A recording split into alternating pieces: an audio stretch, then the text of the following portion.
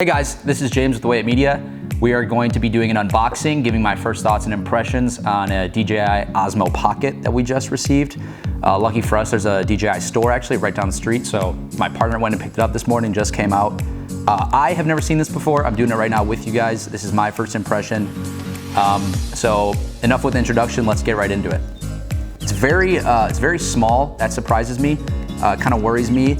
In a way, I can't imagine something so lightweight. It might be difficult to get smooth turns left and right. I couldn't imagine being able to put finesse into, or light movements with your hand that way. That kind of worries me, but obviously we'll see when we get to the real life footage. Let's open it up here, see what's inside.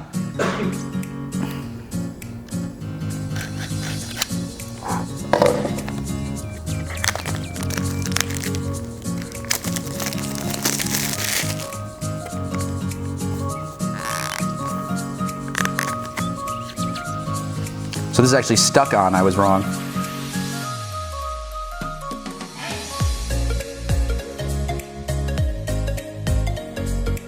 What was wrapped in that cellophane? Just that piece of paper, like I said, I thought it was.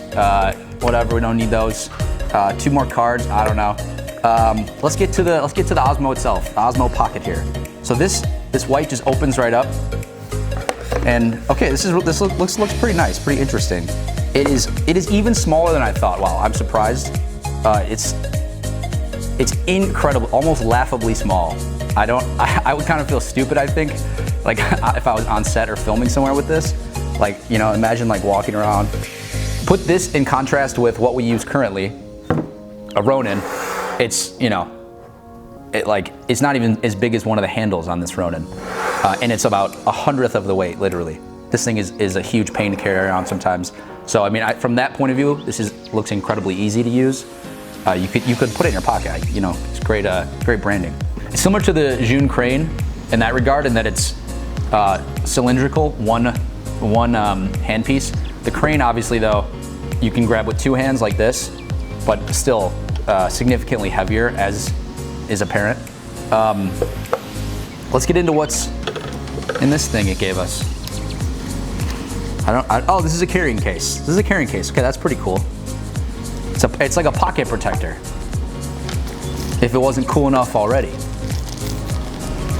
What do we got? We got a bunch of cords here. Looks like probably just to be used with your computer, syncing it back and forth. Not back and forth. You wouldn't. Yeah, you know what I mean. What do we got here? We got some lightning cables. One of these guys, I don't really know what they're called. You can see there, the camera. It's like the Android thing, but a little bigger, you know? Like the Lumix has one on one, I don't know. Nice little handle here in case you wanna put it around your wrist or your belt loop and walk through town. All right, so one thing I'm not initially seeing is a battery block of any sort, like anything to plug into the wall. So I imagine that they want you to, yeah, here's a USB. So I imagine this is how you charge it. And it looks like it doesn't come with anything that goes in the wall. That's kind of inconvenient, but I mean, not a big deal. I know if you have equipment like this, you're gonna have some laying around your house, your office, or plug it right into your computer. Yeah, so that's gonna go like that. Plug that into your computer. Let's talk about specs. So this little guy shoots at 4K, 60 frames per second. That's actually a big deal, because if you'll notice, if you use any of the DJI products, drones or things like that, the camera looks really similar to the drone cameras or the old Osmo. For as tiny as this is, that it shoots at 4K 60, that's a big deal, because that's another thing the drones still lag behind. The Mavic and the Mavic 2 still only 30 frames per second, even at 4K. So just looking at it again, we got what appears to be a little screen here. I just turned it on for a second. I'll do it again for you guys. So that's pretty cool. So you can actually monitor what you're seeing. That was kind of a worry of mine when I was thinking about how this would work. Let's look at what's on the front side here. So we got a nice little screen. That surprises me. So oh, you know what? I have it on. So is it trying to balance right now? No, I don't know what it's doing. So we got a little screen here. It looks pretty high def actually, and yeah, it's touch screen. You can choose French if you're French. English if you're English, or yeah, whatever else. So I think I chose English. I did. So took this thing off here, you'll see, and some sort of weird metal prongs there. I've never seen those before, but luckily there's these two other things here that I imagine are for your phone. So let's try it. Yeah, we can just slide this. I'm afraid to break it. I think this is what this is what I do. Okay, so you slide this in here. Man, I'm really scared. It's like super snug. Yeah, it's a really snug fit. We're gonna try again. It almost feels like I have to press on the lightning connector to get it in. It's really awkward. Okay, I heard it snap in, so it's definitely in. We're gonna use my piece of shit phone to do this. All right, so I got it in my phone. Oh, I don't like this a lot. So this is, I can feel it. I can feel my phone hanging right now. So this means I'm gonna have to use two hands like this, and that, I don't know. It seems unnecessary. I don't want my phone in here. We need an app to make this work, so I'm gonna go ahead and download DJI Mimi. I think it's called Mimi Momo. We'll figure it out here. You'll learn with me. DJI Mama.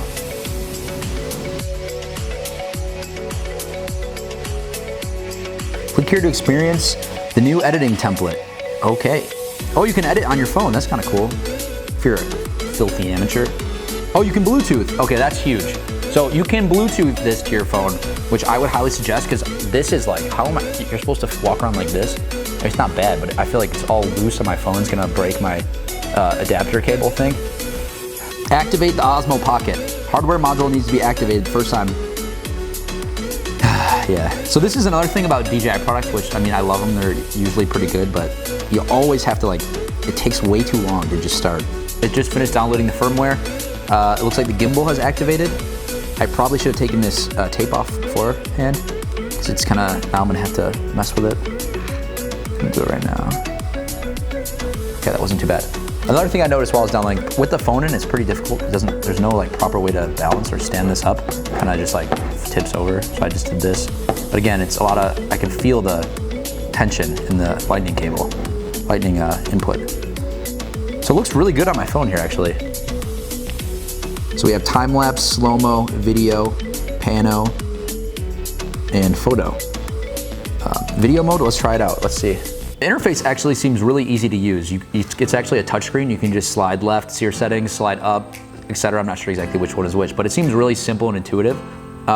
It did take me a while to figure out that was possible though, but once I did, it seems really nice to use. My only concern then, obviously, you can film in widescreen here, you can focus, everything. It has seemingly everything in here, different follow modes, but does it film nicely? Can you stabilize this footage? How does it look in your hand?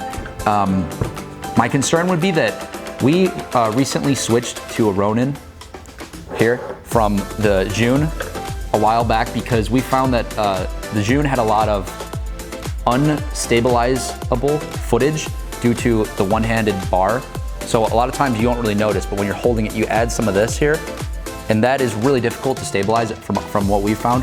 Whereas the Ronin, it seems, our theory is that having your hands separated, they kind of don't fight each other, and they're able to, you don't get a lot of this movement up and down this way. Anything like this is easy to stabilize. So I'd imagine that this being so lightweight, it might be better, who knows?